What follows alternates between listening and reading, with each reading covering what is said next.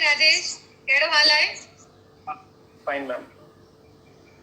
असां सां तमामु घणा व्यूअर्स जुड़ी रहिया आहिनि। हिते मिस्टर हर्षिल असां सां गॾु आहिनि लाइव। फ्रेंड्स, अॼु असांजी गुफ़्तगू जी टीं कड़ी आहे ऐं उन में असांजा गेस्ट आहिनि मिस्टर राजेश परसरामणी। राजेश जी जो तारुफ़ मां ॾियणु चाहियां त राजेश परसरामणी भले विजुअली अखियुनि सां कुझु ॾिसी न सघंदा आहिनि, पर संदन अंदर जूं अखियूं खुलियल आहिनि। संदन ॿोली, संदन ख़्याल बिल्कुलु चिटा ऐं साफ़ आहिनि। हू SBI में एज अ असिस्टेंट मैनेजर जी सेवा ॾेई रहिया आहिनि। बिलासपुर में हींअर रहंदा आहिनि ऐं हू सारंगीअ में माहिरात रखनि था पिया ऐं इन करे ई अॼु हू असांजा हिन शो जा गेस्ट आहिनि। सारंगीअ जो शौक़ु राजेश जी खे बचपन खां ई हो ऐं हींअर तमामु घणो वॾो मुक़ाम हासिल राजेश जी करे चुका आहिनि। राजेश जी जे सारंगीअ जी माहिरात जे विषय ते तमामु घणनि अख़बारुनि में आर्टिकल शाये थी चुका आहिनि ऐं केतिरनि ई प्रोग्रामनि में राजेश जी खे इनाम पिणु मिली चुका आहिनि। राजेश जी, तव्हांजो तमामु घणो असां स्वागत कयूं था हिन शो में।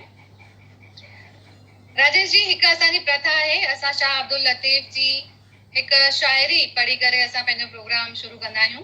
मां उहा पढ़णु चाहींदमि। तूं हबीब, तूं तबीब, तूं दर्द जी दवा, जानब मुंहिंजे जीअ में आज़र जा आवा, साहिब ॾे शफ़ा मियां मरीज़नि खे। शाह अब्दुल लतीफ़ परमात्मा खे मुखातिब थी करे उनजी सारा में चार चंड लॻाईंदे चवे थो त हे परमात्मा, तूं ही मुंहिंजे दर्द जी दवा आहीं, तूं ही मुंहिंजो इलाज कंदड़ आहीं। तुंहिंजी महर जेकॾहिं सॼे जग जे मथां थिए त कहिड़ो बि दर्द छो न हुजे, उन मां शफ़ा यानी छुटकारो मिली वञे थो। पंहिंजा क्वेश्चन आंसर वारो सेशन जेको आहे वो पाण स्टार्ट कंदासीं हाणे। राजेश जी, तव्हां पंहिंजो कैरियर जेको आहे वो उनजी शुरूआत किथां कई? जी जी मैम, एग्ज़ाम जी कॉलेज पढ़ी निकिरियासीं। First of all ma'am, before asking शुरू करण खां पहिरियों मैम तव्हांखे कॉन्ग्रेचुलेशन मैम। तव्हांजी हिकिड़ी किताब आहे कारी चिक, I also have one copy, हुनखे NCPCL जे द्वारा अवॉर्ड मिलियो वियो आहे madam. This is a big achievement. Congratulation first to you ma'am. Thank you very much. जी गुड इवनिंग मैम। जी गुड इवनिंग व्यूअर्स। एजुकेशन मुंहिंजी बी फार्मेसी यवतमाल महाराष्ट्र मां थी। उन खां पोइ आई पास्ड ऑन 2009। बस जुलाई में मां पास करी आयुमि ऐं सितंबर में मुंहिंजो सिलेक्शन थियो as a lecturer in Columbia college pharmacy Raipur में। त वो डिपार्टमेंट ऑफ फार्माकोलॉजी में मां नयो लॻियुमि। So I was the youngest lecturer in that college. तो कई बार स्टाफ रूम में जब जाते थे तो ये लगेंदो कि भाई whether he is a lecturer और स्टूडेंट। जी after this I fight for examinations JK government examination थींदा आहिनि। हमारे शुरुआत सां right now I got my job. बराबर। ओके, तव्हीं हींअर शायद पढ़ाई भी करे रहिया आहियो? Yes ma'am. जी यस मैम। छा पढ़ी रहिया आहियो, असांजे फ्रेंड्स खे ॿुधाईंदा? जी मैम, MA हिंदी साहित्य मैडम, MA हिंदी साहित्य। जी अच्छा। इन खां पोइ तव्हां अॻियां छा पढ़णु चाहींदा? मैम, MA साहित्य खां पोइ मुंहिंजी मतिलबु दिली इच्छा आहे कि PhD करण जी हिंदी साहित्य में ही थी। द रीजन इज सेवरल पीपल ये चवंदा आहिनि, अरे यार तुम्हें तो दिखता नहीं, तुम क्या करेगा। So let complete the journey. जेको चालू कयो आहे उनखे कंप्लीट कयूं। बराबर। राजेश जी, तव्हांखे कॾहिं इहो ख़्यालु न ईंदो आहे कि हाणे मूंखे मतिलबु सुठी जॉब आहे, मुंहिंजो सुठो कैरियर ठही वियो आहे, त हाणे अॻियां पढ़ण जी कहिड़ी ज़रूरत आहे? नहीं मैडम, सीखना निरंतर चलता है। ताउम्र माण्हू कीअं न कीअं सिखंदो रहंदो आहे।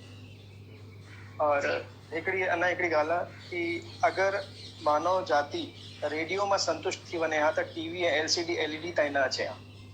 बिल्कुलु। त वी मस्ट नो, मतलब सेटिस्फाइड न थियणो आहे, अॻिते पढ़णो पढ़ते रहना। हिंदी साहित्य मां इन करे वठितो कि हिंदी भाषा में छा आहे बेसिकली, छा ना आहे, उनके मां एग्जाम करी करे न पढ़ंदो आहियां, नॉलेज करे अच्छा ये भी मुझे जानने को मिला, ये भी जानने को मिला, ये करी करे थींदो। तव्हां हिंदीअ में तमामु घणा सुठा आर्टिकल्स ऐं कुझु कविताऊं बि लिखंदा आहियो, उनजो शौक़ु रखंदा आहियो। यस जी। हाणे सारंगीअ जे विषय ते अचूं त सारंगीअ जो शौक़ु कीअं जाॻियो तव्हांखे? मतिलबु ही थोरो ऑड आहे, इहो जेको साज़ आहे, नॉर्मली कंहिंखे बि शौक़ु केरु न पालींदो आहे, शायदि कॉस्टली आहे इन करे? न मैडम, कॉस्टली त हो त आहे, इन जो मेन कारण आहे कि इन जी ट्यूशन न मिलंदी आहे। अच्छा। ठाहिण वारा बि तमामु घटि आहिनि। हे जेकी मुंहिंजी सारंगी आहे, हे सारंगी मां पंजाब मां स्पेशल वञी करे ठाराई आहियां। पंजाब मां रुगो तुन जी लकड़ी सां इहो ठहियल आहे। बाक़ी जेके रोदा आहे, जेके हे तरबियो लॻियल अथसि, हे कलकत्ता मां पाण specially I went for that. ऐं हे जेके रोदा लॻियल आहिनि, हे रोदा राजस्थान में तो ट्यूशन न मिलंदी आहे, ठाहिण वारा घटि आहिनि। अच्छा। जी, वेरी रेयर इंस्ट्रूमेंट। अभी आप छत्तीसगढ़ में देखेंगे तो एक या दो मिल गया तो मिल गया, अदरवाइज नो वन। बराबर, हाँ, कॉमन कोने इहो शौक़ु जेको आहे। न, एब्सोल्युटली जी, यस मैम। त तव्हांखे कीअं शौक़ु जाॻियो? मैडम, मुंहिंजो उद्देश्य सारंगी का, मुंहिंजो उद्देश्य सिंधी सारंगी आहे। जी। अॼु हिंदुस्तान में एनसीपीसीएल ऐं हे सभु जेकी संस्थाऊं आहिनि, सिंधीअ खे वधाइण लाइ था करनि। They are only focusing on the literature, साहित्य। बट मौसीक़ी भी साहित्य जो हिकिड़ो हिस्सो आहे, जंहिंमें सिंधियुनि जो मेन आहे सिंधी सारंगी। जी। ऐं सिंधी सारंगी वारो कोई आहे ई कान। त मुंहिंजी जेकी हाणे हो सिंधी सारंगी ठाहिण में ई 6 महीना लॻी वेंदा आहिनि। अच्छा। हिन महिल जी मुंहिंजी सारंगी लालू खान आहे, राजस्थान जैसलमेर में लालू खान नालो अथसि हुनजो। त उनखे मां चयोमांसि भाई मुंहिंजी सारंगी भाई हीअं हिन नमूने में तूं ठाही करे ॾे, सिंधी सारंगी जेकी सूफियाना तरीक़े जी सारंगी आहे। हे क्लासिकल वारी सारंगी आहे, वो सूफियाना हूंदी। अच्छा, बराबर। त सिंध में अञा बि उनजो प्रचलन आहे, उते माण्हू वॼाईंदा आहिनि उते? हा, वॼाईंदा आहिनि मैडम जी। हे इन जो सिंधी सारंगी जो उद्गम सिंध जे थरपरकार जो रेगिस्तान एरिया आहे, होॾां थियो। ऐं त पहिरियों जेके खाना बदोश हूंदा हुआ, उहो हिनखे यूज़ कंदा आहिनि म्यूज़िकल इंस्ट्रूमेंट खे। पोइ नाथू खान हूंदो, रहीम डिस्ट्रिक्ट पंजाब, हाणे पाकिस्तान में आहे, उहो ठाहींदो सिंधी सारंगी। अच्छा। उन खां पोइ हाणे हिंदुस्तान में लोगो लालू खान ई ठाहींदो आहे। ओके। ऐं हाणे सम्झो तव्हांखे सिंधी सारंगी सिखणी हुजे त पोइ कोई रस्तो आहे? सेम आहे, सारंगी अची वई, सिंधी सारंगी अची वेंदी। अच्छा, सेम आहे जी। चाहे त सिंधी सारंगी, चाहे सरिंदो, चाहे नेपाली सारंगी बि ईंदी आहे। तव्हां यूट्यूब में ॾिसो त सेम ई आहे, सभिनि जो हिकु ई तार हूंदो आहे, आवाज़ वखरी वखरी हूंदी आहे। अच्छा, बराबर। पर मैडम सिंधी सारंगी की आवाज बहुत मीठी होती है मैडम जी। मुझे बड़ा अफसोस होता है कि सिंधी लोग क्यों इस तरफ ध्यान नहीं दिए जी।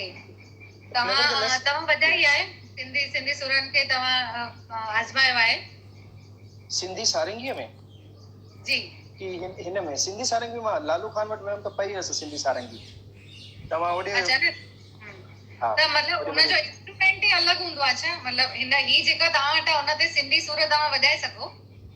सिंधी सुर त कंहिं में बि निकिरी वेंदा, पर जेकी सिंधी सारंगी की जो आवाज है हाँ। वो प्योर डायमंड।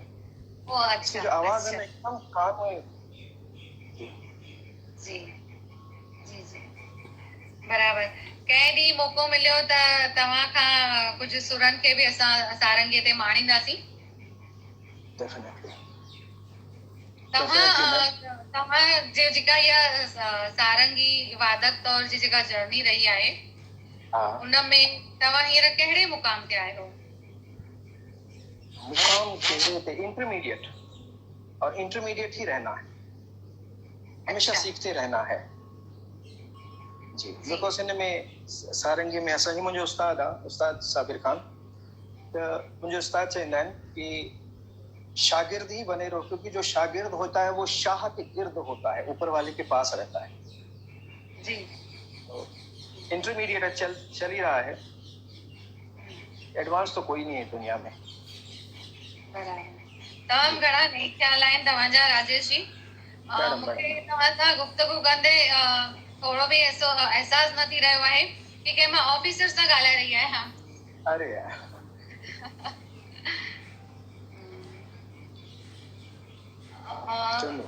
कुछ सारंगीअ जे इतिहास जे बारे में असांखे ॿुधायो, अञा थोरो वधीक डीप। हाँ जी, सारंगी हे जेकी सारंगी आहे हिनखे ढाई पसली सारंगी चइबी आहे। सारंगी जो वॾो क्लासिफिकेशन आहे ma'am.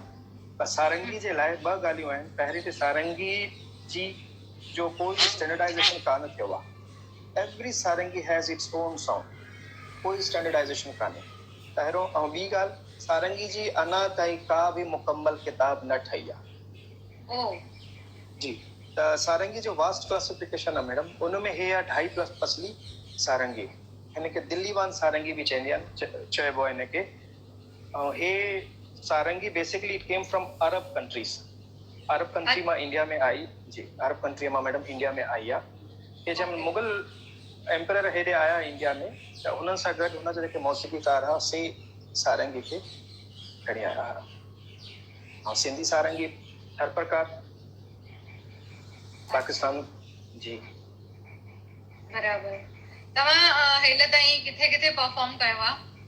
I perform in state bank officer association जो प्रोग्राम थींदा आहिनि मैडम जी। मां उन प्रोग्राम में वियो आहियां। ॿियो सारंगी को गांव से उठाकर स्टेज में लाना चाहता हूँ। बराबर। तो जो संगीत के जो जब लोग बैठते हैं तो वो अपनी सारंगी लेके बैठे और उनके ही हम सामने में मैं अपनी सिंध की सारंगी लेके बैठूं। This was my aim, this is my aim. और उन्हनि जे करे मां पूरो ये सब जर्नी हले थी। बराबर, वेरी नाइस। तमाम घणा नेक ख्याल आहिनि। कहिड़ियूं बुक्स पढ़ियूं आहिनि उहे ॿुधाईंदा असांखे? हीना अगनानी मैडम की जी हिकिड़ी किताब आहे कारी चीख जी। That wonderful. Kailash Shadab sir की 3-4 किताबें कैलाश शादाब सर हैं, उन्होंने जी किताबें मैं वहाँ पढ़ी हैं। अच्छा। आपके बाद की भी किताबें मैंने पढ़ी है गजलों की। बराबर बराबर। असांजी जेका हाणे नई जनरेशन आहे उहा हिन शास्त्रीय संगीत में मुड़े, उन जे लाइ पाण खे छा करणु खपे? सो मैम जी अॼु जी डेट में हले छा थो, मां पंहिंजे घर जी ॻाल्हि थो कयां तो बच्चे गाना सुन रहे हैं यूट्यूब में और उसको गा रहे हैं। मेरा यही कहना है कि आप उसमें आप राग बिलावल इतने आप हिंदू ये हिंदी गाने पिक्चरों के गाने आप सीख रहे हैं, एक राग सीख नहीं सकते तो सुन के गाइए। यूट्यूब में और दीगर एप्स में अवेलेबल है जी। जी मैम, धीरे धीरे उन इंटरेस्ट न जो बढ़ी वेंदो हिन में। बराबर। About me if any Sindhi कोई सिंधी अचे तो ईंदा आहिनि मूं वटि 3-4 सिंधी ईंदा आहिनि त मात्र तुलसी पत्र मात्र प्रमाण मां उन्हनि खे तेरे शास्त्रीय संगीत सेखारींदो आहियां। बराबर, बिल्कुलु सुठो कमु करे रहिया आहियो तव्हां राजेश जी। राजेश जी, हिन खां सवाइ ॿिया कोई शौक़ आहिनि तव्हांखे? आहियो ऐं पंहिंजा एकदमि तव्हांजो जेको विज़न आहे उहो क्लियर आहे, तव्हांजो सभई कामनाऊं पूरियूं थियनि, तव्हांखे जेको मुक़ाम हासिल करणो आहे उहो तव्हां जल्दी मुक़ाम हासिल कयो। ऐं हाणे जीअं त लॉकडाउन जो पीरियड हली रहियो आहे त तव्हां पंहिंजो सॼो ॾींहुं टाइम पास कीअं कंदा आहियो? प्रयास करणो, वरी जेके पुराणा जेके उस्ताद आहिनि उन्हनि जी सीडियूं ॿुधणु, पोइ हुन राग खे कीअं तरीक़े से राग खे प्रेज़ेंट थो करे, पंहिंजे उस्ताद सां गॾु ॻाल्हाइणु, फैमिली सां गॾु रहणु। जेके तव्हांजा उस्ताद आहिनि उहे हिते बिलासपुर में ई आहिनि? न, मुंहिंजो उस्ताद जयपुर घराने मां आहे, जयपुर राजस्थान। अच्छा। पद्मश्री आहिनि। ओके जी। त तव्हां उन्हनि खां गाइडेंस कीअं, मतिलबु फोन ते या ऑनलाइन ईअं ई वठंदा आहियो? हाँ, जीअं मां तव्हां सां गुफ्तगू थी हले उअं ई ऑनलाइन क्लास हलंदी आहे महीने में 2 कॾहिं 3 ईअं क्लासिस हलंदियूं आहिनि अच्छा ऐं पोइ मूंखे नोट्स PDF ईंदी आहे जी बराबर डिजिटल दुनिया थियण सां सभिनि जो तमामु घणो फ़ाइदो थी रहियो आहे यस मैम बस हिकिड़ी अंदरि हिकु पको इरादो ऐं हिकु दृढ़ निश्चय खपे मैम बाक़ी बि मतलब हासिल करणु ॾुखियो कोन्हे हिन दुनिया में यस मैम करेक्ट मैम असांजे व्यूअर्स खे कुझु मैसेज ॾियणु चाहींदा राजेश जी बसि इहो ई जीअं तव्हां ॿिया फिल्मी गाना तव्हां ॿुधंदा आहियो ॻाईंदा आहियो त उअं ई हिकिड़ो राग ॿियो कुझु वधीक न बसि रुॻो हिकिड़ो राग तव्हां यूट्यूब में लिखो रुॻो हिकिड़ो राग तव्हां ॿुधो ऐं हुनखे ॻाइण जी गुनगुनाइण जी कोशिशि कयो इसमें बड़ा रस है मैडम जब मैं बता रहा हूँ शास्त्रीय संगीत वाले जब हम लोग जब स्टेज में आते थे तो हमारे उस्ताद जब बैठे रहते थे बाजू में तो वो कहते थे कि शास्त्रीय संगीत वाला जब परफॉर्म करने बैठता है तो वो अपने आप से निकल के ऑडियंस में से कहीं जाकर बैठ जाता है अब वो वही रहता है लेकिन उसकी रूह और वो उसी राग में ही पूरा रमा रहता है वेरी बहुत इट इज अ हेवन आप शास्त्रीय संगीत की तरफ जेके आहिनि आइए if nobody is there tell me I am here to help you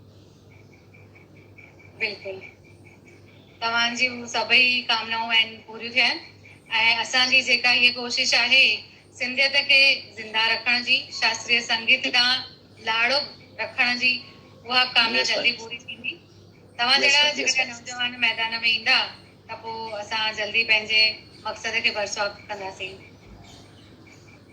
ji thank U ma'am जी ठीकु आहे राजेश त सदाईं गॾु पाण मोकिलियूं था जय झूलेलाल